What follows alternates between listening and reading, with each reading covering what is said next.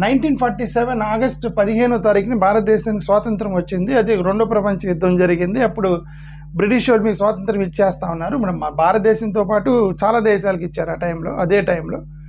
So ఈ 1947లో స్వాతంత్రం వచ్చింది.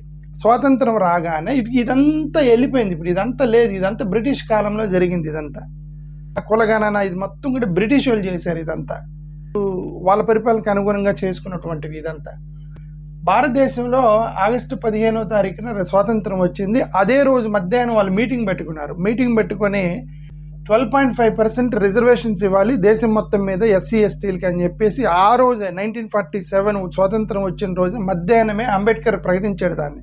ఆ రోజు ఈ క్రిస్టియన్స్కి రిజర్వేషన్స్ లేదు అనేది లేదు. ఎవరికి? ఎస్సీ ఎస్టీలు మొత్తానికి ఇస్తా ఉన్నారు. ఈ ఎస్సీ ఎస్టీలు ఈ క్రైస్తవులు కూడా ఉన్నారు. ఈ క్రిస్టియన్ మైనారిటీ ఉంది కదా, ఇక్కడ క్రిస్టియన్ మైనారిటీకి రిప్రజెంటేషన్గా థామస్ అని ఒక అతను ఉన్నాడు అక్కడ. ఆ థామస్ అనే అతను చాలా థ్యాంక్స్ చెప్పాడు వీళ్ళందరికీ. ఎందుకంటే మా క్రైస్తవ మతంలో ఎక్కువగా దళితులే ఉన్నారు కాబట్టి వాళ్ళు బెనిఫిట్ పొందుతారు రిజర్వేషన్ ద్వారా అని ఇతను హర్షం వ్యక్తం చేశాడు పాపం క్రిస్టియన్ థామస్.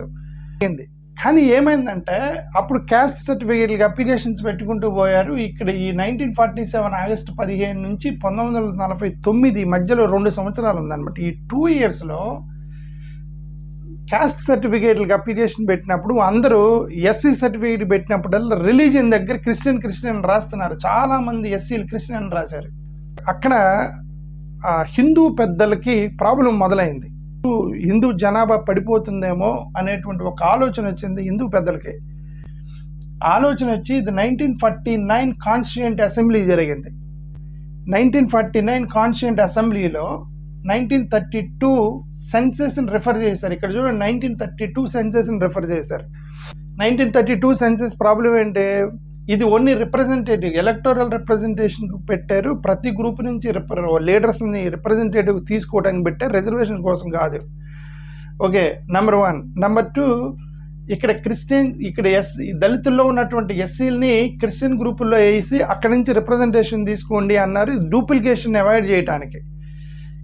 నేను చెప్పాను కదా, ఇది వాళ్ళకి శాపమైందని. దీన్ని రిఫర్ చేసి వీళ్ళు ఏం చేశారంటే ఎస్సీలని క్రిస్టియన్స్ని సపరేట్ గ్రూపులు వేసారు కాబట్టి ఎస్సీలు క్రిస్టియన్స్ ఎస్సీలు కాదు అని చెప్పి ఫస్ట్ ఇది ఈ 1949 కాన్స్టిట్యుయెన్సీస్లో ఒక ఆర్గ్యుమెంట్ పట్టుకొచ్చాడు ఒక అతను.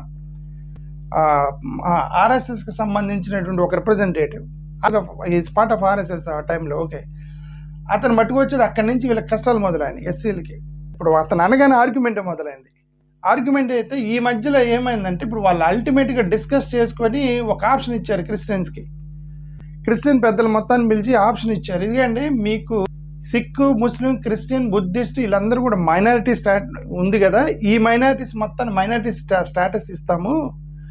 బట్ ఇక్కడ ఈ ఎస్సీలు కూడా మైనారిటీసే. 1932లో ఈ ఎస్సీలు మీ మైనారిటీ కాదు, మైనారిటీ ఓన్లీ రిలీజియన్స్కి మైనారిటీ ఇస్తాం కానీ కులాలకి మైనారిటీ ఇవ్వకూడదని మేము అనుకుంటున్నాము ఇక్కడ అన్నారు 1949 కాన్స్టిట్యూయెంట్ అసెంబ్లీలో.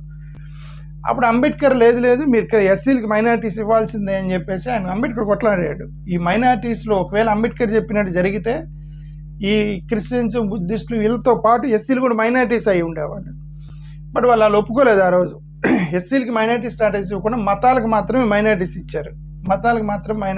ఓకే, ఇక్కడ మళ్ళీ ఒక ప్రాబ్లం అయింది.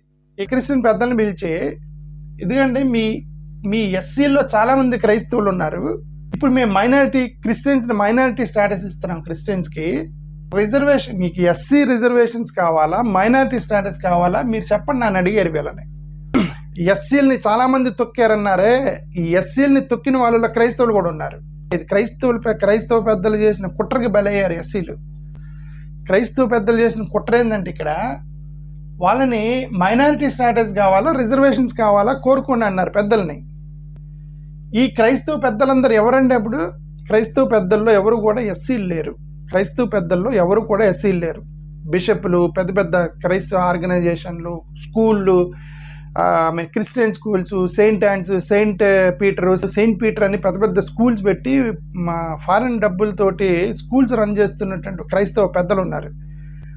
వాళ్ళే కదా క్రైస్తవ రిప్రజెంటేటివ్లు. అప్పుడు రోమన్ క్యాథలిక్ పెద్ద పెద్ద చర్చిలు ఫారెన్ ఫండ్ తోటి కోట్ల రూపాయలు సంపాదిస్తున్నటువంటి వాళ్ళల్లో ఎస్సీలు ఎవరు లేరు. అప్పుడు 1980లోనో 1990లోనో ఫస్ట్ దళిత బిషప్ పోయాడు. అంతవరకు క్రైస్తవ బిషప్లు మొత్తం కూడా నాన్ దళితులే అనమాట. ఇప్పుడు వాళ్ళని పిలిచి మీకు ఏం కావాలంటే వాళ్ళు ఏమంటారు, మైనారిటీ స్టాటస్ అడిగారు. ఎందుకు? వాళ్ళకున్న ఆస్తులు, వాళ్ళకున్న చర్చిలు, స్కూళ్ళు, క్రిస్టియన్ స్కూల్స్, క్రిస్టియన్ కాలేజీలు, మిషన్ హాస్పిటళ్ళు, వీటన్నిటిని ప్రొటెక్ట్ చేసుకోవడానికి చూస్తారు. కానీ దళితుడికి నువ్వు రిజర్వేషన్ ఇవ్వమని వాళ్ళకేం ప్రేమ ఉంటుంది? వాళ్ళకి క్రిస్టియన్ బిషప్స్కి వాళ్ళు మాకు మైనారిటీ స్టాటస్ ఇవ్వండి, మాకు రిజర్వేషన్ వద్దన్నారు. ఎవరు ఇప్పుడు బలైంది? దాన్ని బలైంది ఇప్పుడు ఎస్సీలు బలయ్యారు. అటువంటి దీనికి క్రిస్టియన్ పెద్దలు చేసిన ఒక స్వార్థపూరితమైనటువంటి పనికి బలైంది ఎస్సీలు. ఓకే, ఆ రోజు మాకు ఎస్సీలు పాపం పేదోళ్ళండి, వాళ్ళందరూ పూరి గుడిసెల్లో ఉంటారు, వాళ్ళకి రిజర్వేషన్స్ ఇవ్వండి, ఇది అన్యాయం, అక్రమం అని చెప్పి ఆ రోజు కనుక బిషప్పులు అడ్డం తిరిగి ఉంటే వీళ్ళని కాపాడటానికి పాపం వీళ్ళు కాపాడబడి ఉండేవాళ్ళు. వాళ్ళు పోతే పోయారు. మా క్రిస్టియన్ హాస్పిటల్, క్రిస్టియన్ స్కూళ్ళు, క్రిస్టియన్ బిషప్లు, చర్చిలు అవి బాగుపడితే చాలని చెప్పేసి వీళ్ళని తొక్కారు పాపం వీళ్ళు క్రిస్టియన్ బిషప్లు. జరిగింది ఇదే. మీరు తిట్టుకున్నా సరే ఇది సత్యం. ఓకే,